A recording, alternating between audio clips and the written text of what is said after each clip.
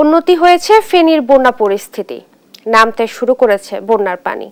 আরো জানাচ্ছেন সহকর্মী তোফায়েল আহমেদ নিলয়। ধন্যবাদ। আসলে গত এক সপ্তাহের বন্যায় ফেনীতে নেমে এসেছে চরম বিপর্যয়। আমরা দেখেছি কেউ হারিয়েছে বাড়িঘর, কেউ হারিয়েছে তার ফসলের জমি, কেউ হারিয়েছে পুকুরের মাছ। এভাবে আসলে সর্বত্র হারিয়ে এখন নিঃস্ব হয়ে জীবনযাপন করছে এখানকার মানুষ। আমরা এখানকার বেশ কিছু মানুষের সাথে কথা বলে আসলে যেটা জানতে পেরেছি যে আসলে যারা লক্ষ কোটি টাকার মালিক তারাও আসলে গত কয়েকদিন এক মুঠো শুকনো খাবার এবং বিশুদ্ধ পানির সংকটে তারা ভুগছেন। তারা এইসব প্রকৃতির মানুষগুলো আসলে নিঃস্ব অবস্থায় তারা জীবনযাপন করছেন। আমি এই মুহূর্তে রয়েছি ফেনী সদর উপজেলার পলিটেকনিক ইনস্টিটিউটের সামনে। আমরা দেখতে পাচ্ছি যে আমার পিছনে মানুষ এখনও চরম ভোগান্তিতে মানুষ রয়েছে। এখনও বেশ কিছু সড়কে পানি রয়েছে, পানিগুলো নামতে শুরু করলেও মানুষের দুর্ভোগ কিন্তু চরম আকার ধারণ করেছে।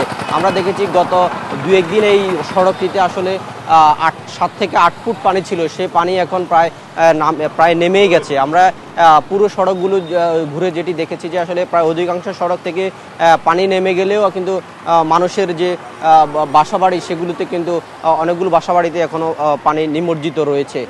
তবে আপনাকে বলে রাখি যে ফুলকাজী পরশুরাম ছাগলাইয়া বন্যার পরিস্থিতি উন্নতির দিকে, তবে পানি নামার সাথে সাথে কিন্তু ফুটে উঠছে সেখানকার ক্ষয়ক্ষতির চিত্র। আসলে এখানকার মানুষ সব কিছু হারিয়ে এখন নিঃস্ব হয়ে জীবনযাপন করছেন। আমরা দেখতে পাচ্ছি যে এই যে বাম পাশে যে সড়কটি দেখা যাচ্ছে সেটি হচ্ছে পরশুরাম যাওয়ার সড়ক। এটিতে কিছুটা পরিমাণ পানি রয়েছে এবং ডান পাশে যে সড়কটি রয়েছে সেটি হচ্ছে ছাগলাইয়া যাওয়ার সড়ক। এই সড়কগুলোতে কিছু পানি থাকায় আসলে মানুষের যাতায়াতে কিন্তু চরম ভোগান্তি পোহাতে হচ্ছে।